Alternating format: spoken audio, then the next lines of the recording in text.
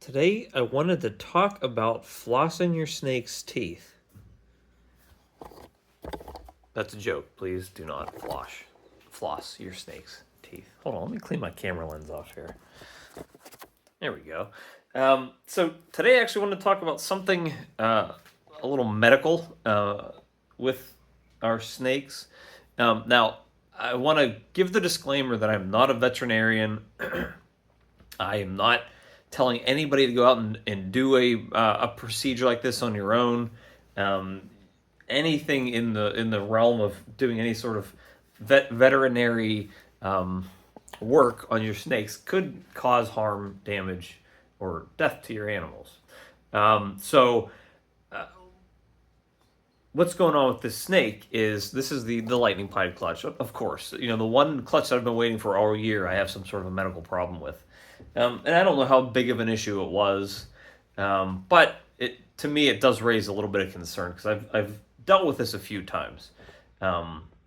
So this specific female, she took like an extra week to come out of her egg, from when like the first couple snakes came out of the eggs from this clutch, which usually raises a concern for me because I've actually never had that happen where it's taken her a snake a week from when the first one came out. It's usually two days at the most, and this clutch all sort of lagged along like this. I actually had one of the other female, of course, lightning pies. She came out and the umbilical cord wasn't fully absorbed. It was kind of hanging out of her belly. So instead of putting her in the cocoa tray, I had to put her in her own bin, just like this girl's in. And I had to make sure that nothing got into it to kind of let it seal up on its own. And it did start sealing up, but there's still like a piece of the umbilical cord that wasn't absorbing into her body or kind of cinching off. So then I had to put her into like a tub that was basically dry so that the outside part would dry up and fall off. And it did do that. And the belly button basically did seal up at that point. So this female,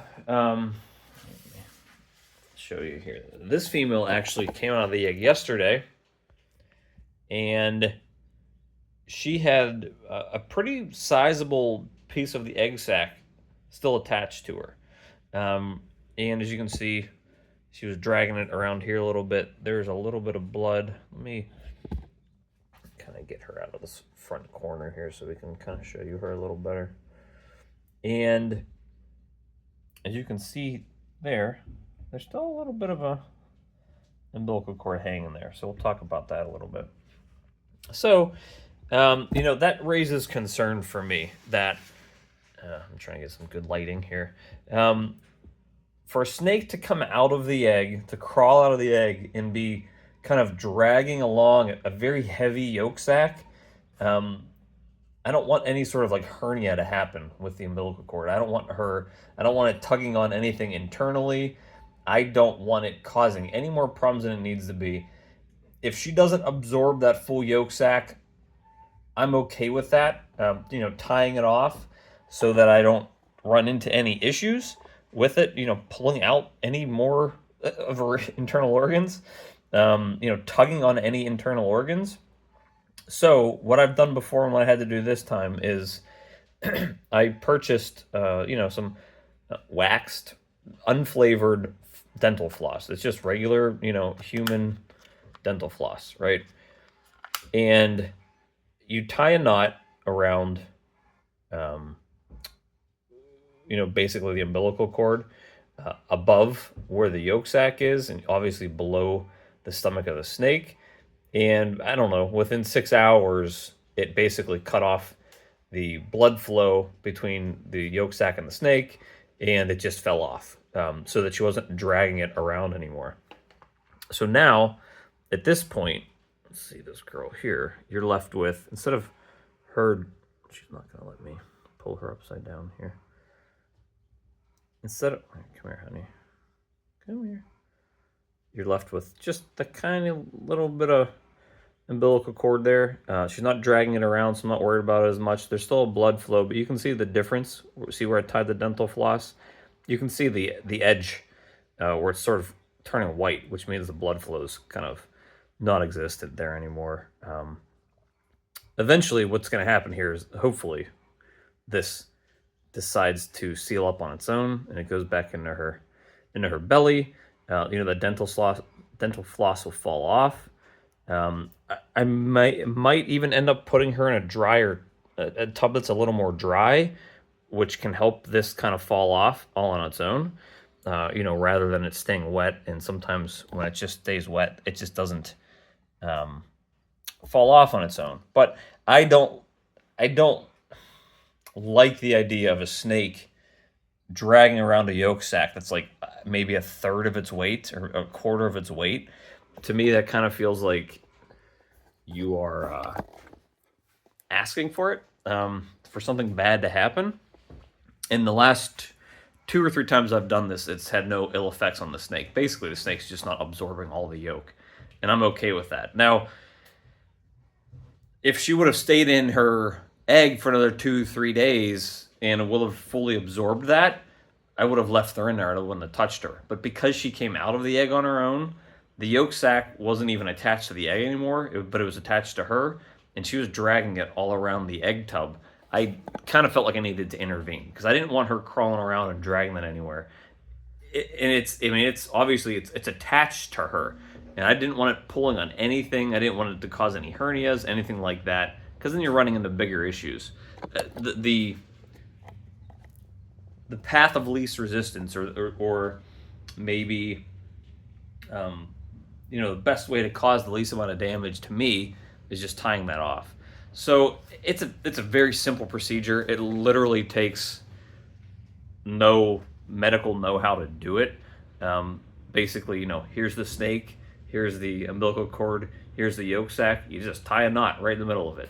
Now, if anybody out there has any experience with this or any knowledge on a procedure like this, please comment down below and let us know. If you know more than I do about it. Again, I'm not recommending that anybody does this. I'm just trying to show you the things that I've done over the years that, from my point of view, have actually helped these situations. And in my mind, maybe even prevented something from becoming worse or causing a bigger medical problem. She'll be fine. It's not like she's a runt. It's not like she was a super tiny snake. I don't foresee any issues with her. The only concern with her is that she took so long to absorb that. I wonder if there's something else, biologically going on with her that was preventing her from absorbing that. But I don't know. I don't know enough about snake biology to say, there's some issue with her metabolism. I don't know. But I think what I'm going to do at this point with her is just take her out of. I'm going to keep her in this tub, but put her on just less damp paper towels. I want that belly to heal up as soon as possible. I don't want that little piece of umbilicus there hanging out any longer than it needs to be. And with the last one that she absorbed the yolk sac, but the umbilical cord wasn't, pinching off. Once I put her on a more dry paper towel, she seemed to seal up faster. It dried out quicker. She sealed up faster. So, it's little things like this that you kind of learn along the way. These I maybe run into this once a year. Like, it's not something that occurs very often. I think it's almost laughable that, of course, the one snake it happens to is a visual lightning pied. It's also a female, which is one of the ones that I'm potentially keeping. And if I bet you anything, I'm going to shed test it. It's probably going to be a het clown too. So I just think, to me, that's kind of humorous in the world of snake odds that it happens. And I don't think she's a normal either. I think she probably has blade in her or something. So I think it's kind of funny that it happens to her of all the things. Not the plain pied het MJ male that has no genes, but the lightning pied female that's probably het clown.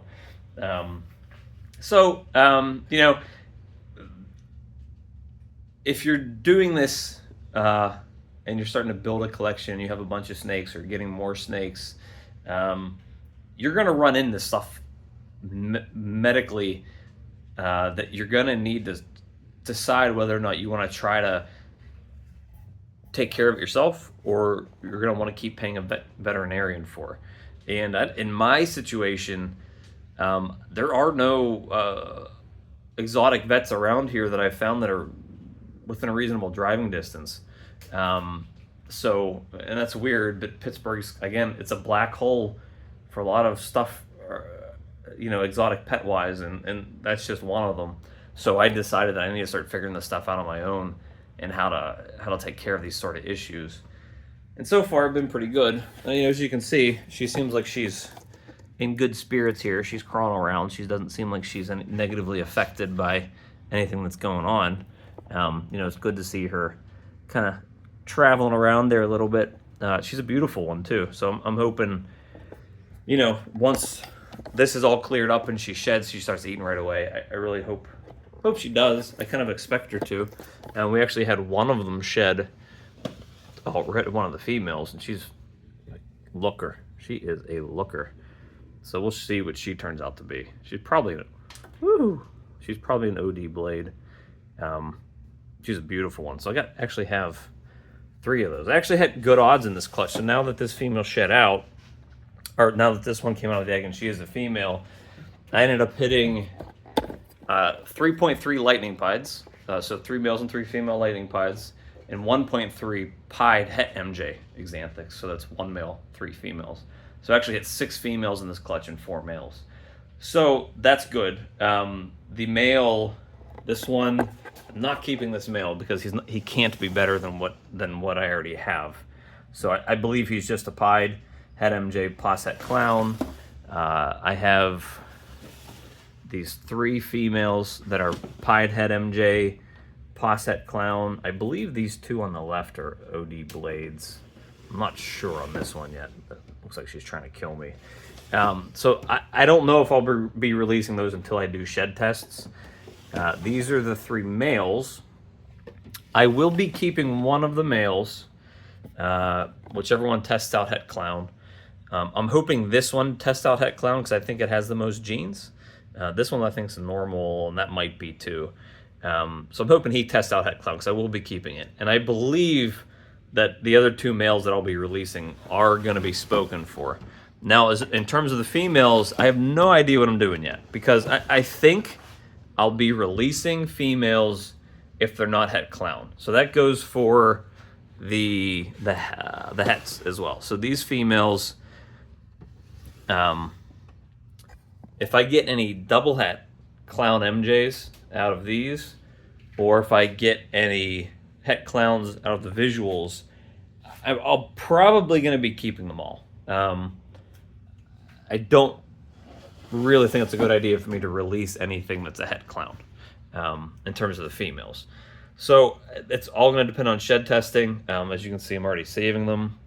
I am ready to go and ship them out to Charlie at Gray Rider as soon as they're all shed. I'm actually going to be sending this girl's in too. She is a Posset clown as well. She's a lightning pied, obviously. She's a little older from last year. And this female, who I believe is an OD blade, and she's 66% double het MJ and clown. So I'm going to send her shed out as well for shed testing with them. So I might even be releasing those 2 if they don't test out het clown. So we'll see. It just depends on these clutches. I still have those other 6 eggs that are due at the end of the month. So as far as the visual males, I'll probably be keeping 1 unless none of them are het clown. And the other 2 are probably spoken for. The non-visual MJ male will be available. As far as the 6 females go, it depends on how many are het clown. I will probably not be keeping any if they are not het clown. So that's where we're at. If you're interested in females, nobody in my Patreon has said they've wanted one yet. So there will probably be a waiting list for those. If you're interested, let me know. And then we'll go from there. But yeah, we'll see how this girl does. I'm going to actually change out these the wet paper towels and just put in something dry. Maybe mist it, like quick mist, just to make sure it's a little damp but not as wet as it is in there. Hopefully it gets her belly to dry out, and hopefully In a couple days, she sheds and she starts eating right away with everybody else. So we will see you guys tomorrow. Take care.